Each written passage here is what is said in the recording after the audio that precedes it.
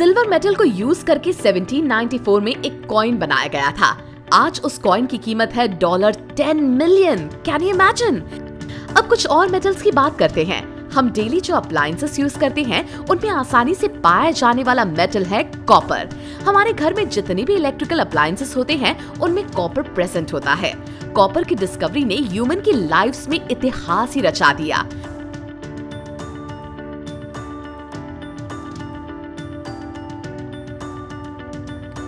Hello friends, welcome back to this interesting series. आज हम आपके लिए लेकर आए हैं एक बहुत ही सिंपल और अमेजिंग टॉपिक। बात ऐसी चीज की है जिससे हमारा दिन में बहुत बार पाला पड़ता है, जो भर भर के हमारे आसपास मौजूद है। तो बस अब हमें उसके साइंटिफिक एस्पेक्ट्स को समझना है। Okay, so let's discuss it together.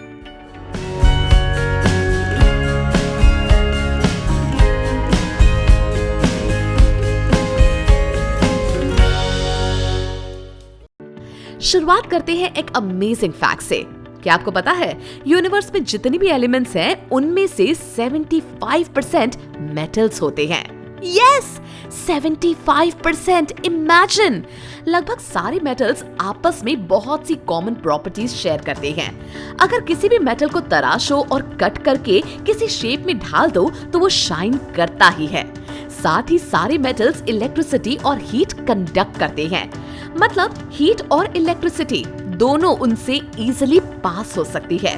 Room temperature पे तो कोई भी मेटल नॉर्मली सॉलिड फॉर्म में पाया जाता है, लेकिन अगर उसे हीट करो तो वो बहुत ही हाई टेम्परेचर अटेन करता है। मतलब सॉलिड स्टेट में ही इतने ज्यादा गर्म हो जाते हैं कि धीरे धीरे मेल्ट होने लगते हैं। अब मेटल्स के एग्जाम्पल्स लिए जाएं तो गोल्ड बहुत ही प्रेशियस मेटल है। वो इसीलिए इतना एक्सेप्शनल और वैल्यूएबल है क्योंकि गोल्ड को मिट्टी में मिलाओ, खराब वेदर से एक्सपोज करो और हजारों सालों तक ऐसा करते रहो, फिर भी वो अपना सुनहरा रंग और शाइनिंग नेचर नहीं छोड़ेगा। गोल्ड ज्यादा रिएक्टिव भी नहीं होता, इसीलिए वो अपनी प्रॉपर्टीज मेंटेन करके रखता है। तभी तो वो इतना कीमती गोल्ड है। गोल्ड की बात हो गई तो सिल्वर की बातें होना तो लाजमी है।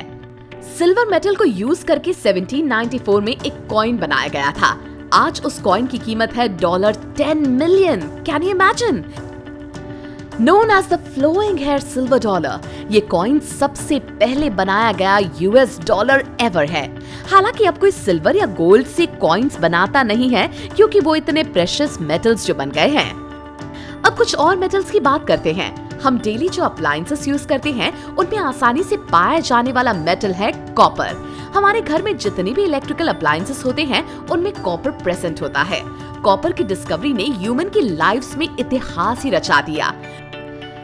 7000 साल पहले स्टोन एज में ह्यूमंस हर एक टूल पत्थर से बनाते थे।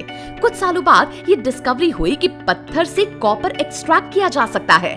तब से कॉपर का यूज हर एक टूल में होने लगा और मेटल वर्ल्ड में रेवोल्यूशन हुआ।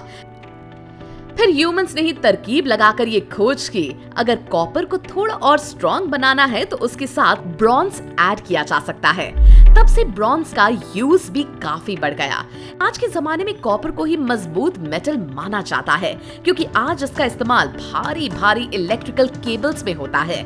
और हाँ, ये भी इलेक्ट्रिसिटी और हीट का गुड कंडक्टर है। एक एलॉय का नाम आपने जरूर सुना होगा, स्टील। कार्बन की ट्रेसेस का सही मात्रा में इस्तेमाल करके आयरन को स्टील में कन्वर्ट किया जा सकता है। स्टील बहुत ही यूजफुल है और वो बहुत कम कीमत में इजीली अवेलेबल भी होता है। बड़ी बड़ी शिप्स, ब्रिजेस, टूल्स, वेपन्स, ये सब स्टील से ही तो बनते हैं। स्टील में अगर क्रोमियम, कार्बन, एयर, कुछ अलॉइंग एलिमेंट्स मिला दे तो वो बन जाता है स्टेनलेस स्टील। और ये स्टेनलेस स्टील कभी रस्ट नहीं होता। मेटल्स के बारे में एक और इंटरेस्टिंग फैक्ट, किसी लिविंग थिंग की तरह कुछ metals over the years weak हो जाते हैं। सच में, जैसे जैसे वो वीक होने लगते हैं उनमें क्रैक्स आना शुरू होता है। 1950s में मेटल से बने 3 प्लेन्स के साथ ऐसा हुआ था। तब से एयरलाइंस इस मामले में बहुत ही स्ट्रिक्ट चेकिंग करती आ रही है। So not to worry now. जैसे दुनिया में हर चीज का ऑपोजिट होता है, वैसे मेटल्स का भी ऑपोजिट फैक्टर होता है। उन्हें कहा जाता है नॉन मेटल्स। नॉन मेटल्स की क्वालिटीज मेटल से ऑब्वियसली अलग होती है। वो मेटल से थोड़े कम डेंस होते हैं। मेटल्स तो बहुत ही हाई टेम्परेचर पर धीरे धीरे मेल्ट होते हैं, लेकिन नॉन मेटल्स लो टेम्परेचर पर ही मेल्ट करना शुरू कर देते हैं। नॉन मेटल्स इलेक्ट्रिसिटी कंडक्ट नहीं कर पाते। नॉन मेटल्स में हाइड्रोजन, ऑक्सीजन ऐसी गैसेस की भी गिनती होती है। कुछ नॉन मेटल्स के नाम भी मैं आपको बता देती हूँ। फ्लोरीन एक पॉपुलर नॉन मेटल है। फ्लोरीन बहुत ज्यादा रिएक्टिव होता है और रूम टेम्परेचर पर ये पॉइजनस साबित होता है। क्रिप्टन और आर्गन नाम की गैसेस भी नॉन मेटल से कंसिडर किए जाते हैं। इन गैसेस को छोड़कर एक और नॉन मेटल है, वो है सिलिकॉन। सिलिकॉन रॉक्स में, सैंड में, सॉइल में पाया जाता है। अक्सर इसका इस्तेमाल ग्लास बनाने में किया जाता है। रिसेंट टाइम्स में ये कंप्यूटर चिप्स बनाने के काम आता है, इसीलिए यूएस के एक एरिया को सिलिकॉन वैली नाम दिया गया है, जहां डोमिनेंटली कंप्यूटर इंडस्ट्री बसी हुई है। So this was all about metals and non-metals. देखा कितना आसान है दोनों में डिफरेंशिएट करना और उनकी प्रॉपर्टीज याद रखना। ऐसे ही इजी वे में हम और भी बहुत सी साइंस की थियोरीज एक्सप्लोर करेंगे। For that, you have to subscribe to our YouTube channel Mind Wars. Hey guys, want to be the first to know of the videos on the Mind Wars YouTube channel? Hit subscribe and click the bell icon. And remember, knowledge increases when you share it. So like, share and tell your friends about the video.